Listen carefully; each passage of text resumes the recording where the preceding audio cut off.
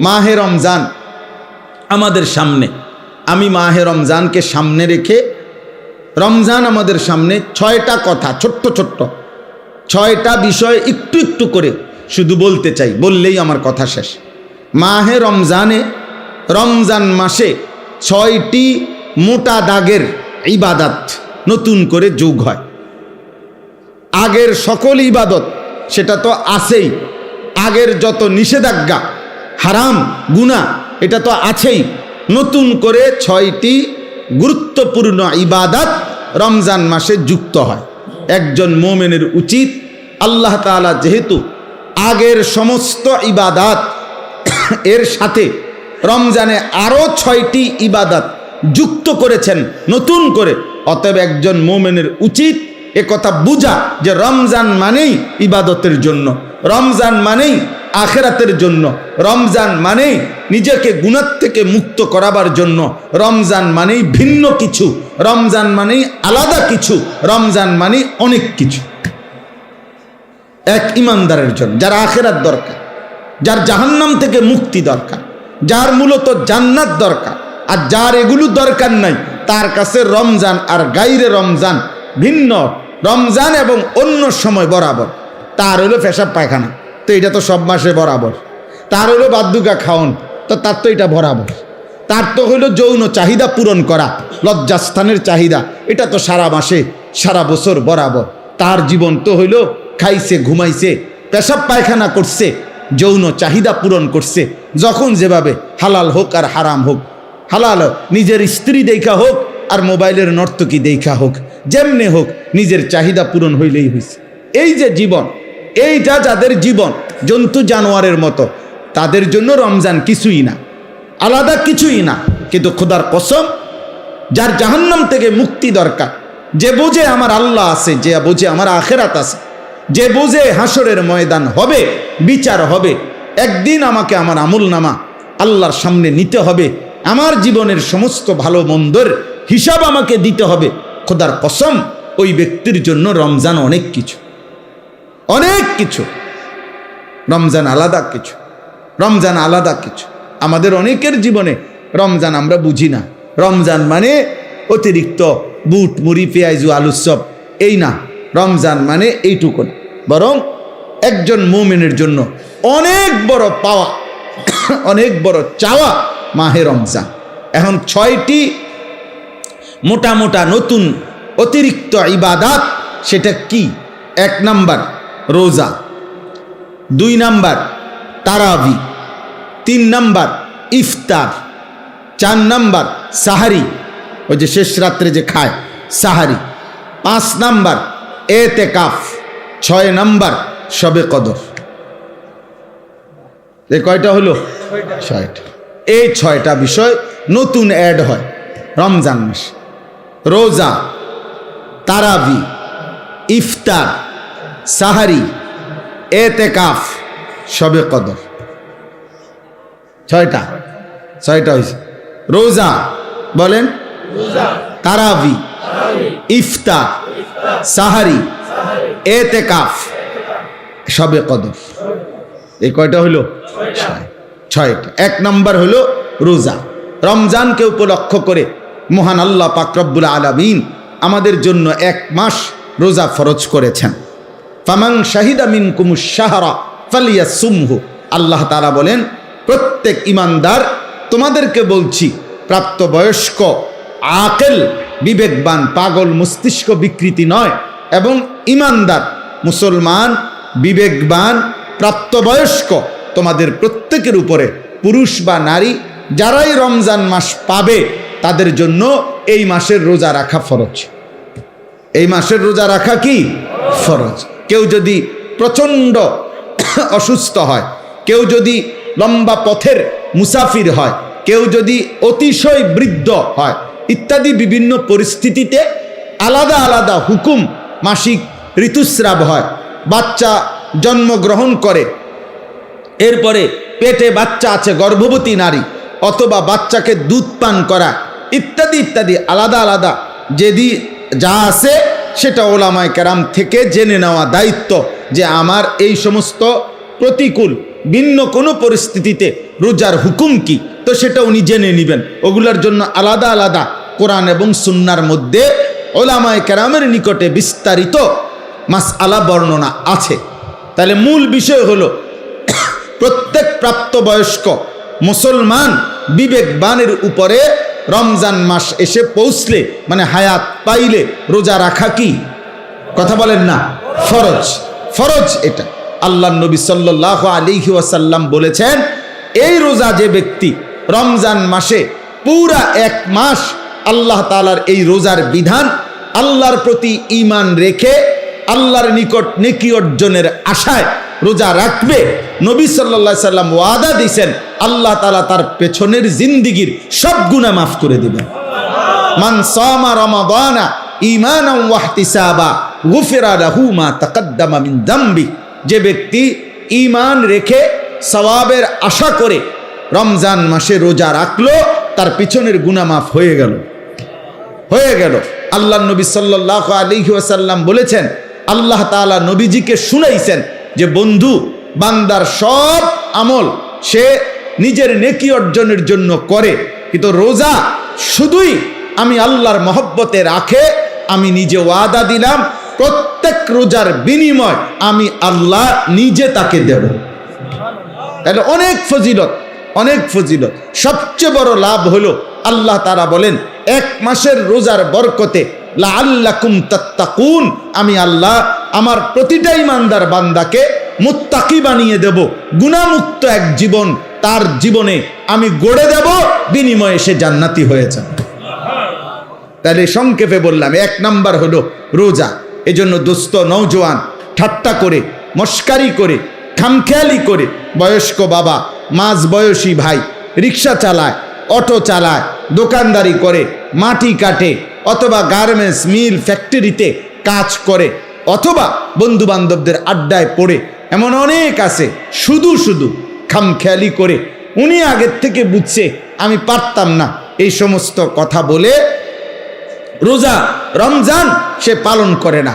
সে এই গোপনে চুরি করে, চালাকি করে, কৌশল করে খাইয়া ফেলে। হ্যাঁ আমার ভাই, আপনি আপনার বিবির কাছে হয়তো বললেন আমি পারতাম না, তা আপনার বিবি কাছে আচ্ছা থাক খাইয়ালান, আপনারা গ্রামবাসী কিছু বলতে পারলো না, কেউ দেখলো না, কেউ শুনলো না, কিন্তু যিনি আপনার আমার হিসাব নিবেন সেই মহান আল্লাহ পাক রব্বুল আলামিন, তার থেকে আপনি জবাব দিবেন কিভাবে? আপনার ভিতরের যোগ্যতা, শারীরিক সক্ষমতা আল্লাহ জানে না? কথা বলে না কেন? আল্লাহ জানে না? তো আল্লাহ তাআলা কোরআনুল কারীমের মধ্যে বলছে, রমজানের রোজার বিধান দিতে গিয়ে ইউরিদুল্লাহু বিকুমুল ইউসরা ওয়ালা ইউরিদু বিকুমুল উসরা।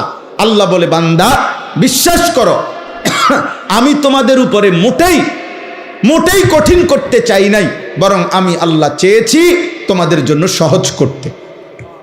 কি করতে বলেন? অতএব রোজা, রমজানের রোজা কোনো যুক্তিতেই কঠিন হইতে পারে না, বরং কারো কোনো দুর্বলতা, অক্ষমতা, অসুস্থতা, যেই কোনো রকমের সমস্যার কারণে মাসআলার ভিন্নতা কোরআন সুন্নাহর মধ্যে আছে, ওনার দায়িত্ব সেটা জেনে নেওয়া। কিন্তু ইচ্ছা করে রমজান মাসে আবদার জানাইতে হয় যে দোকানপাট, হোটেল, রেস্তোরাঁ খুলবেন না। হায় মুসলমান, এতটুকু নির্লজ্জ একজন মুসলমান কেমনে হয়? আপনার কাছে এটা আবদার জানাইতে হবে কেন? আপনি একজন মুসলমান না? এদ্দুর বিবেক, এদ্দুর আকল একজন মুসলমানের এতটুকু হবে না? এটা কথা হইল? এই জন্য আমাদের প্রত্যেকটা ছেলে দোস্ত, তোমাদের কাছে অনুরোধ, প্রত্যেকেই নিয়ত করেন যে ইনশাআল্লাহ আমরা রমজানের পুরা এক মাস রোজা রাখবো ইনশাআল্লাহ। বলেন ইনশাআল্লাহ। ছেলেরা বলো ভাই ইনশাআল্লাহ। অনেক বরকত। সবচেয়ে বড় কথা হলো যুবকদের জন্য রোজার একটা বড় ফায়দা কি? রাসূলুল্লাহ সাল্লাল্লাহু আলাইহি সাল্লাম স্পষ্ট বলছেন, ফাইন্নাহু লাহু বিজাউন, কোন ব্যক্তির যৌন চাহিদা নিয়ন্ত্রণ করার ক্ষেত্রে, নারীর প্রতি আকর্ষণ, নারীর প্রতি চাহিদা, জিনা ব্যভিচারের আগ্রহ, অসৎ চরিত্রহীন লম্পট্য, নিজের নফসের চাহিদাকে, হারাম চাহিদাকে দমন করার জন্য, নিয়ন্ত্রণ করার জন্য রাসূলুল্লাহ সাল্লাল্লাহু আলাইহি ওয়াসাল্লাম বলেছেন রোজা একটি কার্যকর মাধ্যম।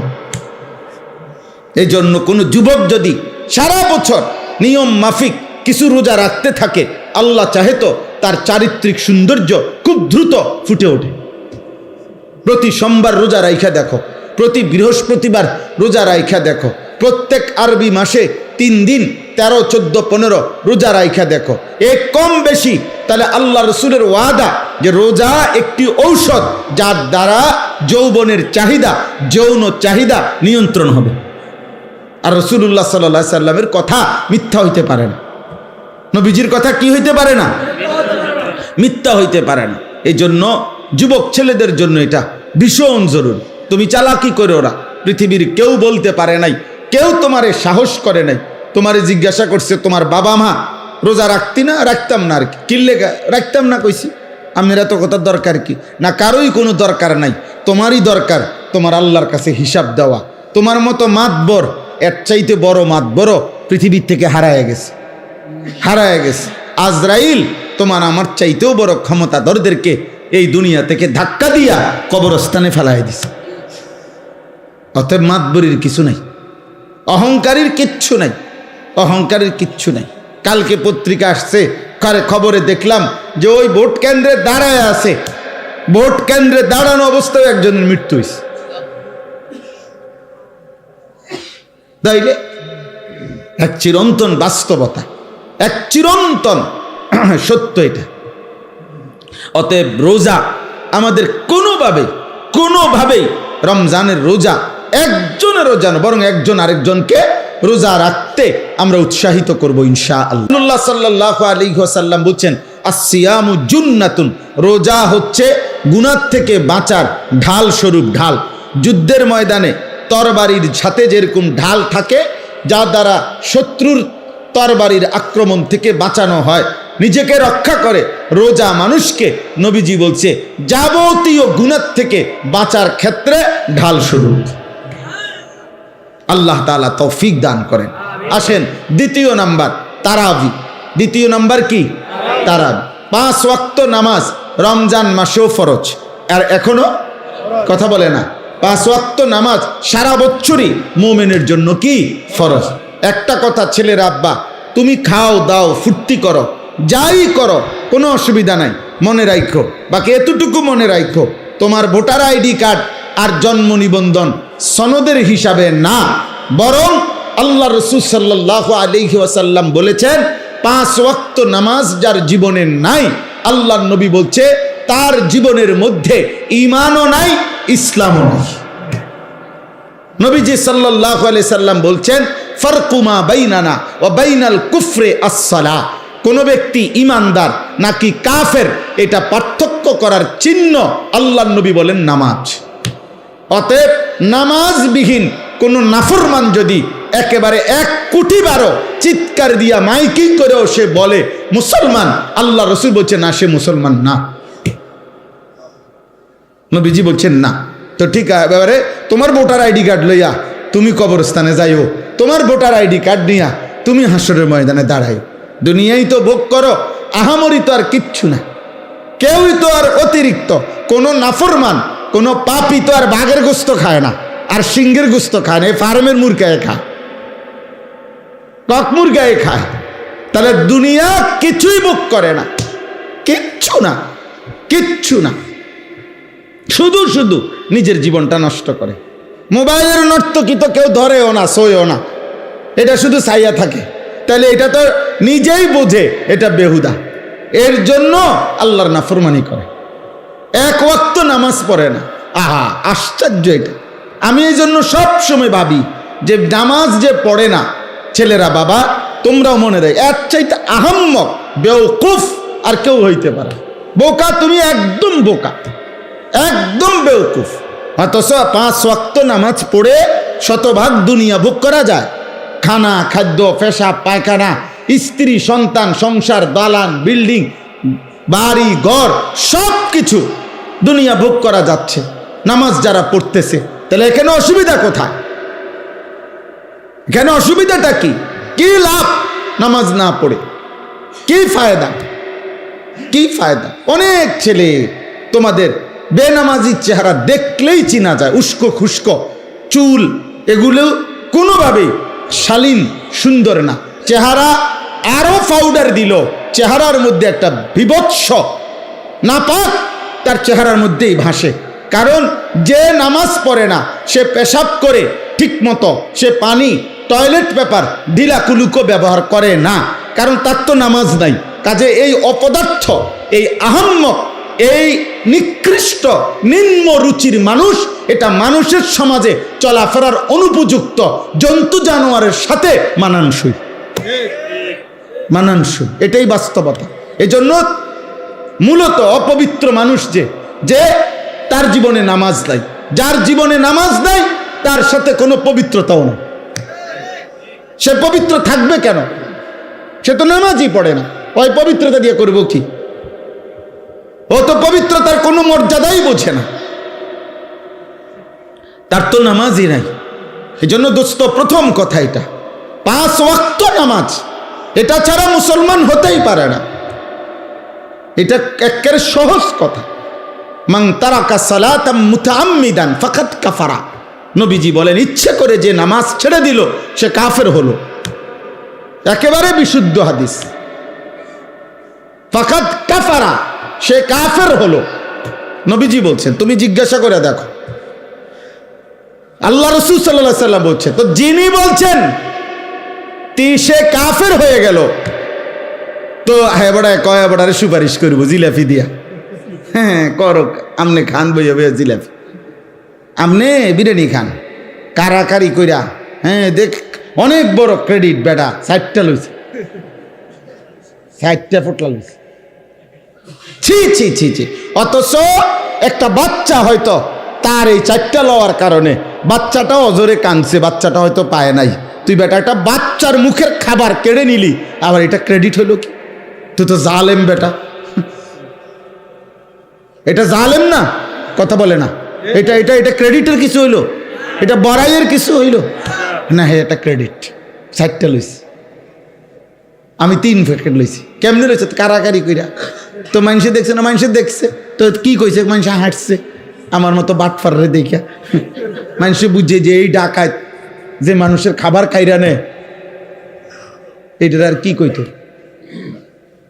আস্তাগফিরুল্লাহ, আস্তাগফিরুল্লাহ। আব্বা, এটা কোনো ক্রেডিটের কিছু না, অভদ্রতা কোনোদিনও সৌন্দর্য নয়।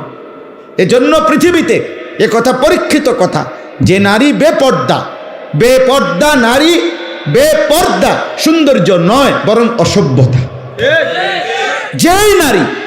যে নারী বেপর্দা হয়, যে নারী তার শরীর রূপ যৌবন দেখায়, এটা সৌন্দর্য হইতে পারে না, সৌন্দর্য হইতে পারে না, এটা অসভ্যতা, এটা নোংরামি, এটা বেহায়াপনা, নষ্টামি ছাড়া আর কিছু না। এটা নষ্টামি, এটা খবিস, এটা খবিস, খবিস।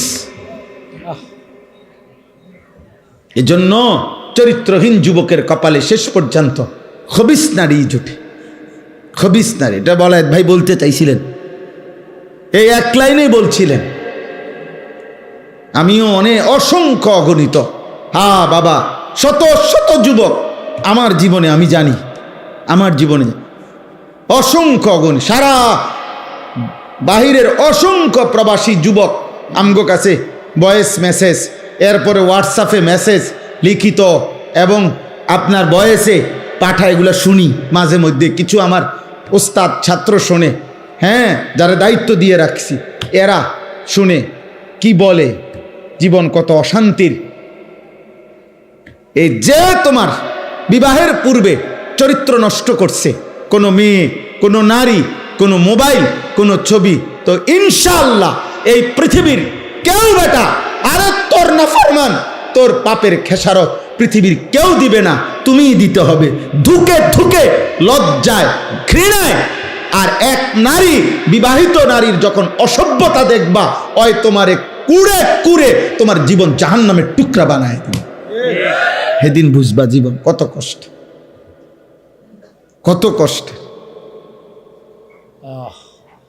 হ্যাঁ, এ কালকে আজকেও এক ছেলে বেলায় ভাই মোবাইলে বারবার কল দিতেছে বিদেশ থেকে, হুজুর আমি 1 মিনিট কথা বলতে চাই আপনার সাথে।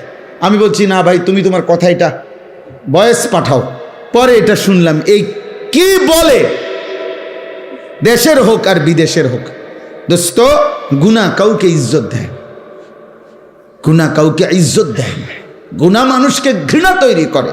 তোমরা যেই ছেলেগুলো নামাজ পড়ো না, তোমরা আল্লাহর দোহাই দিয়ে বলো, একটা ছেলে বলো এই সমাজের কোনো ইমানদার, কোনো বিবেকবান, কোনো রুচি সম্পন্ন ভদ্র মানুষ তোমাদেরকে 1 পয়সা ইজ্জত দেয় না বেটা। তোরে কোনো দিন কেউ আপন করে ডাকে না। হ্যাঁ, তুমি চলো একজন নামাজি ব্যক্তির দিকে, একজন যুবক, হ্যাঁ স্কুলে পড়ে, SSC ইন্টারমিডিয়েট ক্লাস 8-এ পড়ে, কিন্তু চেহারায় যার নামাজের চিহ্ন আছে, চেহারা সুরতে যার মধ্যে চরিত্রবানের নমুনা আছে, তারে পুরা স্কুল, পুরা মহল্লাবাসী তাকে আদর করে, তাকে ভালোবাসে, মানুষ তাকে চিনে, যে ছেলেটা দেখতেই ভালো মনে হয়, ছেলেটাকে দেখতেই নামাজি মনে হয়। এই জন্য নামাজ এটা মুমিনের স্বাভাবিক ডিউটি। একজন মুসলমান সে নামাজ ছাড়া থাকে কিভাবে? একজন মুসলমান সে নামাজ ছাড়া মুসলমান হয় কেমন? একজন মুসলমান সে নামাজ ছাড়া মুসলিম পরিচয় দেয় কেমনে? ছি ছি ছি ছি বেটা, আফসুস বেটা। এই জন্য 5 ওয়াক্ত নামাজ এখন থেকে শুরু করো, আজকের থেকে। তাইলে দেখা যাবে রমজান পর্যন্ত আল্লাহ তাআলা হায়াত দিলে রমজানের অতিরিক্ত নামাজ 20 রাকাত তারাবি আল্লাহ তাআলা দান করছেন। বান্দা আমি তোমার 20 রাকাত ফরজ ওয়াজিব প্রতিদিন নামাজ একজন মুসলমানের উপরে তারাবি মানে 5 ওয়াক্ত নামাজের মধ্যে ফরজ এবং ওয়াজিব মিলে ঠিক বরাবর 20 রাকাত আল্লাহ তাআলা রাসূলুল্লাহ সাল্লাল্লাহু আলাইহি সাল্লামের মাধ্যমে সাহাবায়ে কেরামের আমলে আমরা বিশুদ্ধ দলিল প্রমাণ সনদের আলোকে এ কথা প্রমাণিত, 1450 বছরের আমল এটা প্রমাণিত যে এই 20 রাকাত তারাবি। তাইলে 20 রাকাত ফরজ ওয়াজিব নামাজ আর 20 রাকাত তারাবি কেমনে আমি আগে বলি। 1 নাম্বার হলো ফজরের নামাজের ফরজ 2 রাকাত। কয় রাকাত? জোহরের ফরজ কয় রাকাত? 6 রাকাত। আসরের ফরজ কয় রাকাত? কয় রাকাত? 10। মাগরিবের ফরজ কয় রাকাত? 13 রাকাত। এশার ফরজ কয় রাকাত? কত হইল? 17। বিতিরের ওয়াজিব নামাজ কয় রাকাত? কত হইল? হইল নি 20? একবার বরাবর 20 রাকাত। আর হাদিসের মধ্যে আছে ফরজ এবং ওয়াজিব এই 2 নামাজে যদি কারো কোনো ঘাটতি হয়, কমতি হয়, এই সুন্নত এবং নফল দ্বারা সেই ঘাটতি আল্লাহ পূরণ করে দেয়। এজন্য আজকের সারাদিনে বান্দা যেই 20 রাকাত 5 ওয়াক্ত নামাজের মাধ্যমে ফরজ ওয়াজিব আদায় করেছে, এই 20 রাকাত ফরজ এবং ওয়াজিবের মধ্যে যে ঘাটতি কমতি হয়েছে, যেই ঘাটতি, তো আল্লাহ তাআলা রাত্রিবেলা 20 রাকাত তারাবির মাধ্যমে রমজানে তা পূরণ করে। এজন্য রমজানের গুনাহ, রমজানের কমতি, রমজানের ঘাটতি আরেক মাসে নেয় না, এই মাসেই এই মাসের ভেজাল সাইরা বান্দাকে আল্লাহ এই মাসেই মুত্তাকি বানাইয়া জান্নাতি বানাইয়া। যে এই মাসের ঘাটতি সামনের মাসে পুরামু না, না এই মাসেই বান্দা এই ডেলিটা ডেলি হিসাব ক্লিয়ার। এই জন্য 20 রাকাত তারাবি। কয় রাকাত তারাবি? সবাই বলেন কয় রাকাত? হ্যাঁ 20 রাকাত তারাবি। 20 রাকাত 1450 বছর ধরে হযরত ওমর রাদিয়াল্লাহু তাআলা আনহুর জামানায় একেবারে মসজিদে নববীতে প্রকাশ্যে ওমরের উপস্থিতিতে সাহাবায়ে কেরাম 20 রাকাত তারাবি পড়তেন। হযরত উবাই ইবনে কাব সাইয়্যিদুল কুররা, সমস্ত সাহাবাদের মধ্যে যিনি আল্লাহর কোরআন সবচেয়ে সুন্দর পড়তেন, উবাই ইবনে কাব, উনি 20 রাকাত তারাবি হযরত ওমরের জামানা থেকে তিনি তারাবি পড়াইতেন মসজিদে নববীতে। সাহাবায়ে কেরাম 20 রাকাত তারাবি পড়তেন। 1450 বছর ধরে উম্মতের সংখ্যাগরিষ্ঠ উলামায়ে কেরাম 20 রাকাতি তারাবি সারা পৃথিবীতে পড়ে থাকেন। অতএব 20 রাকাতি তারাবি, এর চাইতে কম এর চাইতে বেশি যিনি বলে আপনার দায়িত্ব হলো উনার থেকে দলিল বুঝে নেওয়া, আমার দায়িত্ব না। আমি মসজিদে আজকেও বলছি, কেউ যদি বলে হুজুর অমুক হুজুরে আপনার কি ভুল বলছিনি, তা আমার প্রশ্ন হলো আপনি উনি ভুল বলছিনি এটা আমারও জিগাবেন কেন? আমি ভুল বলছি কিনা এটা না আমার থেকে বুঝে নিব। কথা বোঝেন নাই? আপনারা ওনারে আপনার হুজুর মনে হইলো, তা আমি কি বাস স্টেশনে টিয়া উঠাই নাকি? তো আমি কি মূলা বেচে আইছি নাকি? তো তাইলে আমি বুঝবো না কেন? আমার আপনার হুজুর মনে হইল না কেন? এই জন্য এটা কোনো কথা না, বরং 1450 বছরের ওলামায়ে কেরাম সংখ্যাগরিষ্ঠ ওলামাদের এটাই কথা যে তারাবি কয় রাকাত? 20 রাকাত। অতএব প্রিয় ভাই ছেলেরা, বাবা তোমাদের কাছেও বলি, আব্বা প্রতিদিন সারাদিন রোজা রাখবা, 5 ওয়াক্ত নামাজ পড়ো এবং রাত্রিবেলা ইহতেমামের সাথে 20 রাকাত তারাবি আদায় করো। আল্লাহ তৌফিক দান করে। রাসূলুল্লাহ সাল্লাল্লাহু আলাইহি সাল্লাম বলেন, ওমান কামা রমাদানা ঈমানান ওয়া ইহতিসাবা গুফিরা লাহু মা তাকদ্দামা মিন যামবি।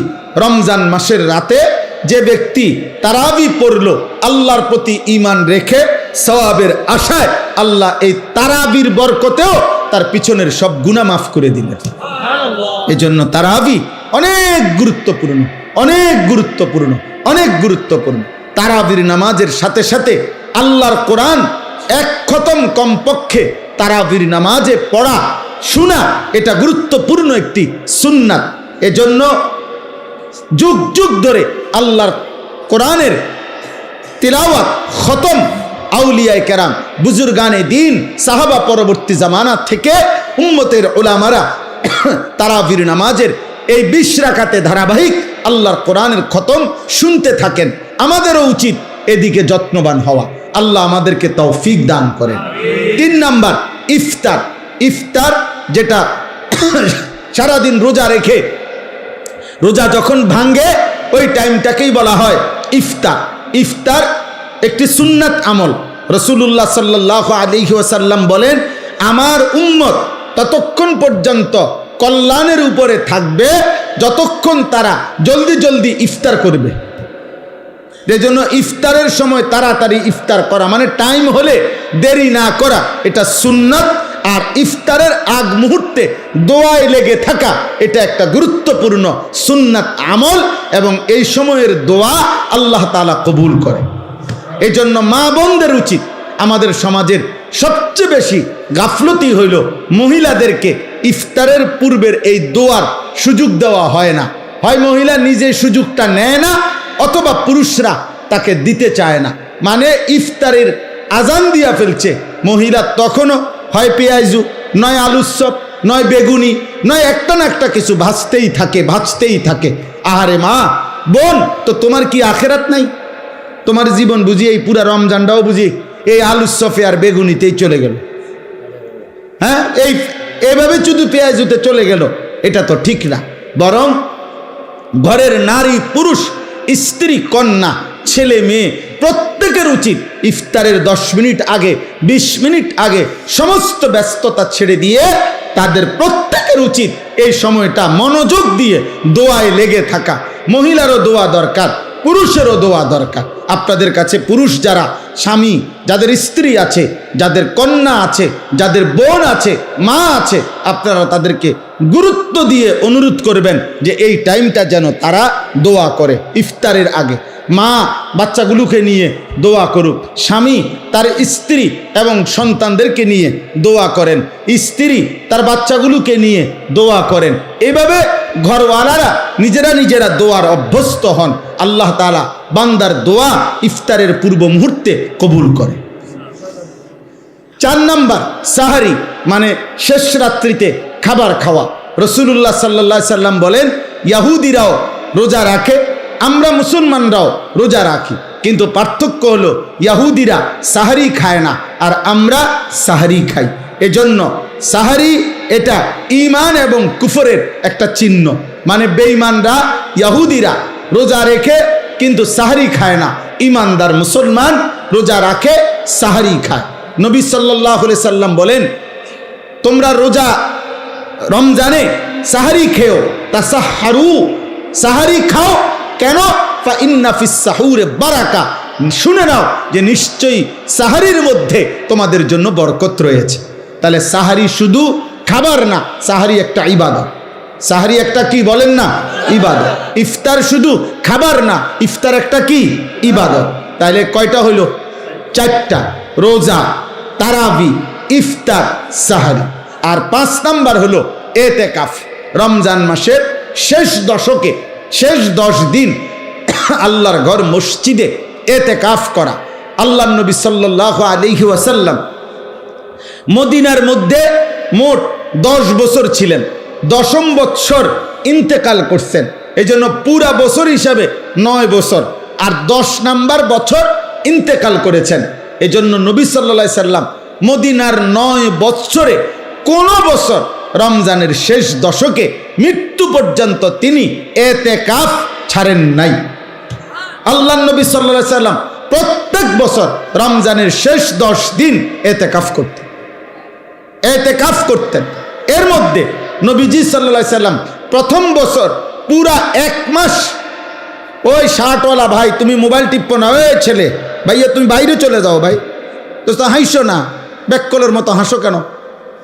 তুই বাইরে যাও, আব্বা মোবাইল টিপতে তো মানা নাই, বাইরে যাও।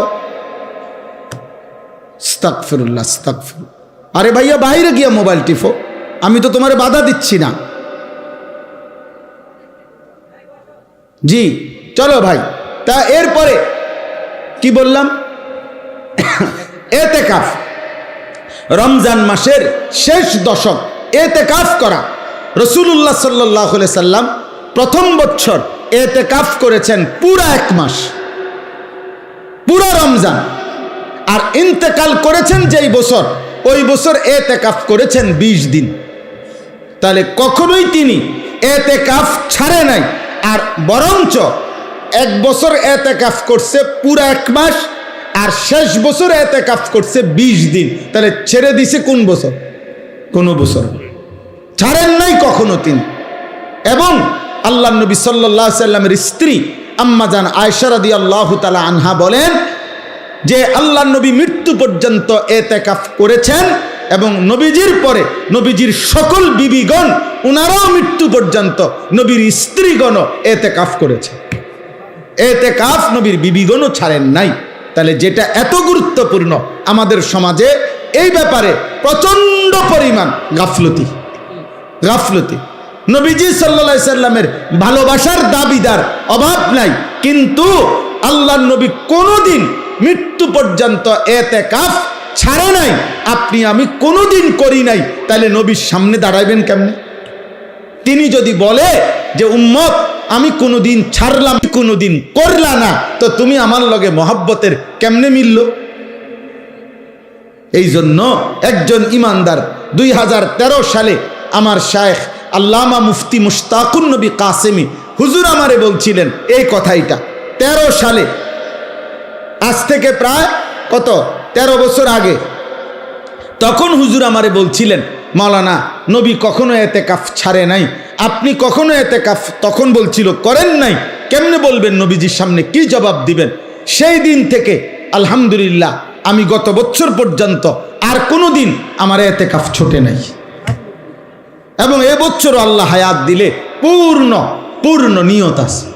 আমরা গত বছরও আমাদের শায়েখ আল্লামা মুফতি মুশতাকুন নবী কাসেমি হুজুরের মাদ্রাসার মসজিদে, 5 তলা মসজিদে প্রায় 1150 লোক এক মসজিদে একসাথে এতেকাফ করছে। 1150-এর উপরে হবে। হ্যাঁ, সারা বাংলাদেশ থেকে আল্লাহর বান্দারা প্রতি বছর একসাথে আমাদের সাথীরা আসে এতেকাফ করার জন্য। এই বছর ইনশাল্লাহ এমন হবে, আশা করি, আল্লাহ চাহে। তো ভাই বলতেছিলাম যে এতেকাফ একটি গুরুত্বপূর্ণ আমল। যুবক ভাই তোমরাও চেষ্টা করলে রমজানের শেষ 10 দিন আল্লাহর ঘরে এতেকাফে বসতে পারো। নিজ নিজ মহল্লার মসজিদে এতেকাফ করবা, নামাজ পড়বা, জিকির করবা, তিলাওয়াত করবা, মসজিদে 10টা দিন আল্লাহর ঘরে কাটাইবা। দেখবা কলিজার মধ্যে নূর আসবে, আখিরাতের মহব্বত আসবে, আল্লাহর ইবাদত করার প্রতি নতুন প্রেরণা জাগবে। আমি আবারও বলতেছি ছেলের আব্বা, একটা মানুষের জীবন সুস্থ স্বাভাবিক জীবন 24 ঘন্টায় খামখেয়ালি। আমি রীতিমতো মঙ্গলবার, বুধবার, বৃহস্পতিবার এই 3 দিন, সোমবার রাতেও আমি পূর্ণ 3টা মাহফিল করছি, কিন্তু মঙ্গলবারের মাহফিল আর করতে দেয় নাই বিজিবিরা। তো এই 3 দিনের মাহফিল আমার ছিল না, বাসায় ছিলাম আমি। এই গত 3 দিন আমি রীতিমতো হাঁফাইয়ে গেছি।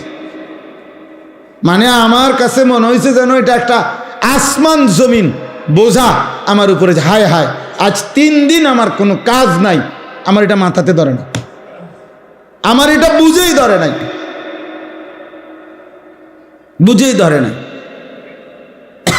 এই জন্য দোস্ত, একজন সুস্থ মানুষ, স্বাভাবিক মানুষ, যে পাগল না, মাতাল না, সুস্থ মানুষ, খোদার কসম একটা না এভাবে ঘন্টার পর ঘন্টা শুধু মোবাইল টিপে, শুধু নারী দেখে, শুধু ছবি দেখে, শুধু নাচে গায়ে ফুর্তি করে, শুধু বন্ধুদের সাথে আড্ডা দেয়, এত পাগল মানুষ কেমনে হয় আমি এটা বুঝি না। আমি বহুত চিন্তা করছি, এমন তারসিরা মানুষ হয় কেমনে, আমার এটা মাথার দ্বারা। কোন সুস্থ স্বাভাবিক মানুষ আমার দৃষ্টিতে এমন বেওকুফ, এমন বেকার, এমন অলস, এমন অকর্মণ্য মানুষ হইতে পারে না। এটা কি আশ্চর্য কথা! এটা কিভাবে সম্ভব আব্বা? বলো না ভাই, কিভাবে সম্ভব? বলো কিভাবে সম্ভব?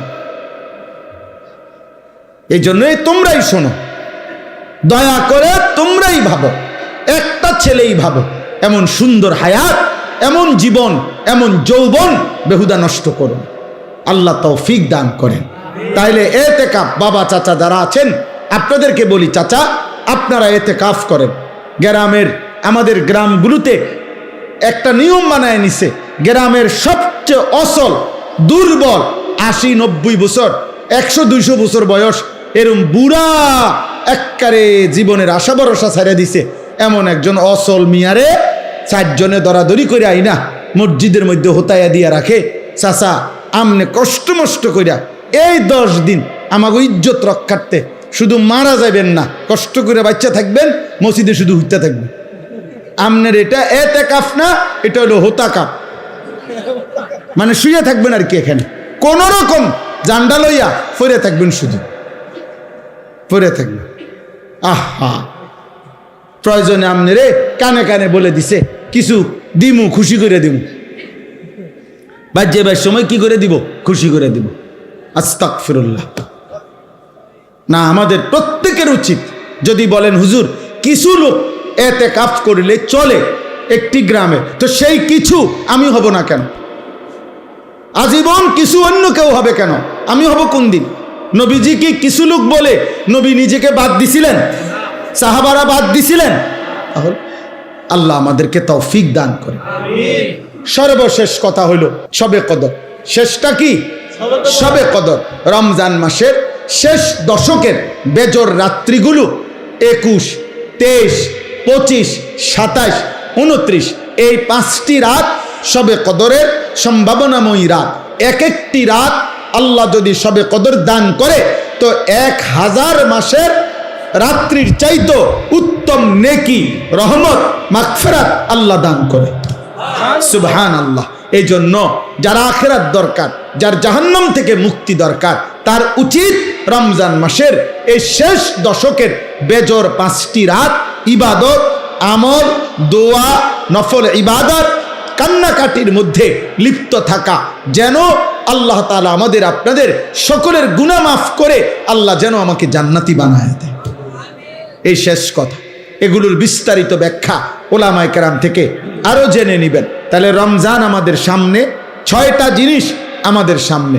1 রোজা, বলেন তারাবি, ইফতার, সাহারি, এতেকাফ, এরপরে শবে কদর।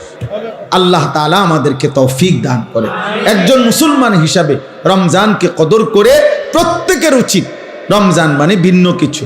আমার শেষ কথা এটাই, রমজান মানে ইমানদারের জন্য ভিন্ন কিছু, আলাদা কিছু, অনেক কিছু। যুগ যুগ ধরে বুজুর্গানে দিন, আল্লাহর প্রিয় বান্দাগণ রমজান মাসে নিজেদের ইবাদত আমল অতিরিক্ত করতেন।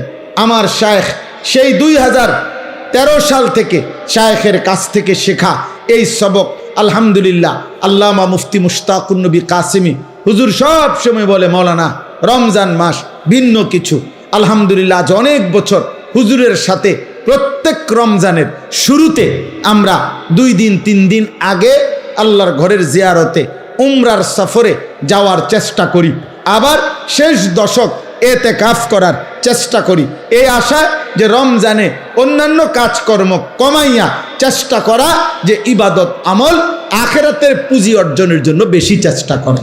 আলহামদুলিল্লাহ এই নিয়তে কালকে আমি রবিবার দিন আমার ফ্লাইট, কালকে হলো শনিবার, রবিবার দিন দুপুর 3:50 ইনশাআল্লাহ আমার শায়েখ আল্লামা মুফতি মুশতাকুন নবী কাসেমি হজরতের সাথে আমরা প্রায় 101 জন মোট একসাথে এক কাফেলা উমরায় যাব ইনশাআল্লাহ। আমরাও আপনাদের জন্য দোয়া করব, আপনারাও আমার জন্য দোয়া করবেন। এই কালঘরা দারুস সুন্নাহ এই মাদ্রাসা সর্বপ্রথম যেই বছর ক্ষেতের মধ্যে মাহফিল হয়, আমি সেই বছর থেকে আসছি। আলহামদুলিল্লাহ প্রতি বছর কম বেশি আসা হয়। আজকেও আল্লাহ তাআলা আনাইছেন। ছেলেরা আমার, বাবারা আমার, সবার কাছে কথা, এই আমার শেষ কথা, যে এই চোখ একজন মোমেন হিসাবে, মুসলমান হিসাবে এই চোখ আল্লাহ যাকে দান করছেন তার উচিত এই নিয়ত করা দিল থেকে যে আল্লাহ আপনার ঘর কালো গিলাফ আমাকে দেখতে দিয়েন, মদিনার সবুজ গম্বুজ রসুলের রওজা আমারে দেখতে দিয়ে। আমি সব সময় বলি, যেই চোখ আল্লাহর ঘর দেখে নাই, যেই চোখ মদিনার সবুজ গম্বুজ রসুলের রওজা দেখে নাই, ওই চোখ যেন কিছুই দেখে না, আসলেই দেখে না, ওই চোখ দেখার মজাই পায় নাই জীবনে। যে সে দেখলই কিয়া, দেখলই কি মিয়া, চাচা মিয়া 3 ফুট বিদেশ পাঠাইছে, এবারে 3টা ছেলে, উনি জমি কিনছে আজ 60 বছর। আহা, চাচার কোনোদিন কলজাটার ভিতরে মালিকের ঘরের কথাও মনে পড়ে না। এই জীবনটা শুধু হিসাব, হুজুর বিদেশ বিদেশ, জমি বিল্ডিং, দোয়া করবেন। ফুলাগার আকামার মধ্যে ঝামেলা, মাইয়াগার বিয়ার মধ্যে সমস্যা, কদ্দুর জাগা লইন না বা বিল্ডিং, এই সব কথা। অথচ আল্লাহর ঘর দেখবেন কোন দিন? আল্লাহর ঘর দেখবেন কোন দিন? মালিকের ঘরে যাবেন কোন দিন? আল্লাহ আমাদের প্রত্যেকের কলিজা রাসূলুল্লাহ সাল্লাল্লাহু আলাইহি সাল্লামের রওজা, আল্লাহর ঘরের ভালোবাসা দান করেন। ছেলেরা তোমরাও স্বপ্ন দেখো, তোমরাও স্বপ্ন দেখো। আরে আব্বা, স্বপ্ন দেখলে, আল্লাহ মহব্বত থাকলে আল্লাহ একদিন তৌফিক দিয়েই দেবে। আল্লাহ আমাদেরকে তৌফিক দান করে। আমার প্রিয় ভাই, আজকে যারা আমার সাথে আসছেন, কোম্পানিগঞ্জের ব্যবসায়ী আমার ভাই নুরুল আলম ভাই, যিনি প্রথম 5,000 টাকা দিয়েছিলেন, উনি এবছর হজ্জে যাবে। আলহামদুলিল্লাহ উনি আজকে আসছেন। আমার এই সেলিম ভাই কোম্পানিগঞ্জ বাজারের ব্যবসায়ী, উনি এবার হজে যাবেন। আমার প্রিয় হাফেজ এরশাদ ভাই, সে এবার হজে যাবে। এইভাবে আজকে এমনি আশ্চর্য আসলে এইটা, আমার সাথে ওনারা 3 জন আসছেন, 3 জনই হজে যাবে। আমিও উমরায় যাব। আমাদের বেলায়েত ভাই তো প্রতি বছরই হজ্জে যান। তাইলে আমরা আলহামদুলিল্লাহ এই মাদ্রাসায় মাশাআল্লাহ মাশাআল্লাহ উমরায়ও যাবেন। তাইলে আজকে একটা বরকতময় পরিবেশ। আমি নিজেও ভাবছি যে গিয়া হয়তো অল্প একটু সময় 2-4 কথা বলে চলে আসব, কিন্তু মাশাআল্লাহ কম মানুষের ভিতরে আপনারা যে দান করেছেন, এটা আমার কাছে খুব ভালো লাগছে, খুব ভালো লাগছে। একটা সময় এই মাদ্রাসার শুরুর সেই ইতিহাস, অনেক করুণ ইতিহাস, অনেক ঝড় ঝাপটা, অনেক ধাক্কা, অনেক পেরেশানি, অনেক অস্থিরতা নিয়ে এই মাদ্রাসাটার শুরু। আলহামদুলিল্লাহ আজকে আপনাদের ভালোবাসা মাদ্রাসার প্রতি বাড়ছে, বলেন আলহামদুলিল্লাহ। বুঝাই যায়। আমি বেলায়েত ভাইরে বলছি যে চলেন একসাথে দুজনে ছেলেগুলারে পাগড়ি দেই। এরপরে বললাম দুজনে মিল্লা কালেকশনে করি, যেটা উনি বললেন। আমি তো ব্যক্তিগতভাবে এত লম্বা সময় থাকি না কোথাও, কিন্তু আজকে এটাই মাহফিল, বললাম তো এমনি আসলাম। তো আলহামদুলিল্লাহ আশা হইল আল্লাহ তাআলা আপনাদের সবাইকে বরকত দান করেন। যেই 10টা বাচ্চা হাফেজে কোরআন হিসাবে পাগড়ি দেওয়া হলো, আল্লাহ তাদেরকে জগৎ বাছা হাফেজ, আলেম, মুত্তাকি, আরেফ, রব্বানি বানায় দেন। মাদ্রাসার ওস্তাদ, মাদ্রাসার শিক্ষক, মাদ্রাসার এলাকাবাসী যারা যেভাবে সহযোগিতা করছেন, আল্লাহ তাদের সবাইকে কবুল করেন। নওজওয়ান ছেলে, কিশোর যুবক, তোমাদের কাছে অনুরোধ, জি তোমরা প্রত্যেকে, তোমাদের কাছে অনুরোধ, ছেলেরা তোমরা নিজের জীবন নষ্ট করো না। 2, নিজেদেরকে এই শেষ জামানায় ওলামায়ে কেরাম মাদ্রাসার পরিবেশে সাথে মিলাইয়া রেখো। একদিন নাইলে পথ হারাইয়া ফেলবা। একদিন সত্যি বললাম আব্বা, জীবন চলার পথে এমন জায়গায় গিয়ে থামবা যেদিন আর অন্ধকার ছাড়া আর কিছুই দেখবা নারীও ধোকা, মোবাইলও ধোকা, বন্ধুরাও ধোকা। আমার সেই ছোটবেলার প্রাইমারি স্কুলের একটা ক্লাসমেটও আজ আমার সাথে কেউ নেই। আমার ছাত্র জীবনের কেউ আমার মাদ্রাসাতেও থাকে না, আমার সাথেও কেউ থাকে না। আমার সেই ছোটবেলার বন্ধুরা সব কে কোথায় আছে কে জানে, কে জানে। এই যে মহিউদ্দিন ভাই বয়ান করলেন এতক্ষণ, উনি আমার মেজো ভাইয়ের ক্লাসমেট, আমার বড়জন, আমার ইমিডিয়েটলি বড়জন যিনি ছিলেন আমার ভাই মাওলানা হাবিবুর রহমান আশরাফি, ওনার একবার ক্লাসমেট। আমি ওনারে চিনি আমি, কিন্তু মনে নাই প্রথম এখানে এসে দেখার পরে তারপরে মনে হয়েছে উনি একসময় আপনার ধামতি মাদ্রাসার সেরা ছাত্রদের অন্যতম ছাত্র ছিল, মেধাবী ছাত্র ছিল, এবং এখানে নারায়ণপুর মাদ্রাসার মধ্যেও দীর্ঘদিন শিক্ষকতা করেছেন। এখন ঢাকা তামিরুল মিল্লাতে আছে। তাইলে আজ দেখে মনে পড়ল জীবন চলার পথে কে কোথায়। কিছুদিন আগে আমার এক জগন্নাথ বিশ্ববিদ্যালয় ঢাকা, ওইখান থেকে এক লেকচারার, ওইখানকার টিচার আমার নাম্বারে কল দিছে। কল দিয়ে বলতেছে যে হুজুরা ভাই, আমি আপনার কাছ থেকে একটা ইনফরমেশন চাই। ছোটবেলায় আপনি 4th শ্রেণী, ইয়াজ দাহুম বলতাম আমরা, আপনি ছোটবেলায় লক্ষ্মীপুর টুমচর মাদ্রাসায় পড়ছেন কিনা? আমি বললাম হ্যাঁ, আমি ছোটবেলায় 4th শ্রেণী টুমচর মাদ্রাসায় পড়ছি। তো বলতেছে যে ওই সময় যে আপনার একজন ক্লাসমেট ছিল আহসানুল্লাহ নাম, শরীয়তপুর বাড়ি, আপনার কি তার কথা মনে আছে? আমি বললাম হ্যাঁ মনে আছে, একটু সামলা করে আমার সাথী ছিল, ও খুব মেধাবী ছাত্র ছিল। আমি আপনার সেই ক্লাসমেট, এখন জগন্নাথের শিক্ষক। আমি আপনার ওই মোবাইলে ওয়াজ দেখতে দেখতে আমার আইডিয়া হয়েছে যে তুমি আমার সেই ছোটবেলার দোস্ত, 4th শ্রেণীর সেই আনিস। তাইলে এই যে জীবন চলার পথে কে যে কোথায় হারায় গেছে, হয়তো কখনো দেখা হয়, কখনো দেখা হয় না। আব্বা, আমিও একা, তুমিও একা। একদিন থাইমা যাইবা, একদিন থাইমা যাইবা আব্বা। একদিন মোবাইল থেমে যাবে, একদিন আড্ডাবাজি থেমে যাবে। ভাই মেহমানরা আসো, এখন কিছু মেহমান ঢুকবে, বুঝছেন না? কিছু মেহমান আছে মাহফিলে থাকে, যারা আপনার মেহমান হিসেবে ঘুরে যে যদি শুনে যে হ্যাঁ জি, তো এই কারণে এইটা ভাই, তো মেহমান হিসাবে কদর করা উচিত। ওরা আল্লাহ তাআলা এই মেহমানদেরকেও বরকত দান করে, আল্লাহ মেহমানদেরকেও হায়া লজ্জা শরম দান করেন। জি, তো সর্বশেষ কথা হলো যে মাদ্রাসা আমাদের সবার ভালোবাসা। আলহামদুলিল্লাহ, মাদ্রাসার এই নতুন ঘর তৈরি করা হচ্ছে। সবার কাছে অনুরোধ, আপনারা আপনাদের ছেলেদেরকে, মেয়েদেরকে, আপনাদের সন্তানদেরকে আপনারা মাদ্রাসায় পড়ান। বাবা, আল্লাহর কোরআনের সাথে কোনো বিরোধিতা হয় না, রাসূলুল্লাহ সাল্লাল্লাহু আলাইহি সাল্লামের হাদিসের সাথে কোনো আসলেই কোনো বিরোধিতা হয় না। আল্লাহর কোরআন শিখবে বিশুদ্ধ, এটাই বাস্তবতা। আজকের পৃথিবীতে সারা পৃথিবী এটা জানে, বিশেষ করে গোটা আরব বিশ্ব জানে আমাদের এই নুরানি পদ্ধতি এবং এই মাদ্রাসাগুলোর নুরানি পদ্ধতিতে যে পড়ানো হয়, এর দ্বারা যেই কোরআন শরীফ বিশুদ্ধ করা হয়, এটা আজকে সারা বিশ্বে একটি প্রতিষ্ঠিত কথা যে নুরানি পদ্ধতিতে এবং আমাদের এই মাদ্রাসাগুলোর পদ্ধতিতে, আমাদের কওমি মাদ্রাসার পদ্ধতিতে সবচেয়ে বেশি কোরআন শরীফ বিশুদ্ধ শিখানো হয়। এটা সারা পৃথিবী বিখ্যাত, আলহামদুলিল্লাহ। অতএব আপনারা আপনাদের ছেলেদের আখিরাতের জন্য, আল্লাহর কোরআন শিখবার জন্য, দ্বীন শিখবার জন্য আপনারা মাদ্রাসায় ভর্তি করাবেন। আল্লাহ তাআলা আপনাদেরকে তৌফিক দান করেন, কবুল করেন। আল্লাহ এই মাদ্রাসায় ভরপুর বরকত দান করেন, মাদ্রাসার জরুরত আল্লাহ তাআলা পূরণ করে দেন। আমিন।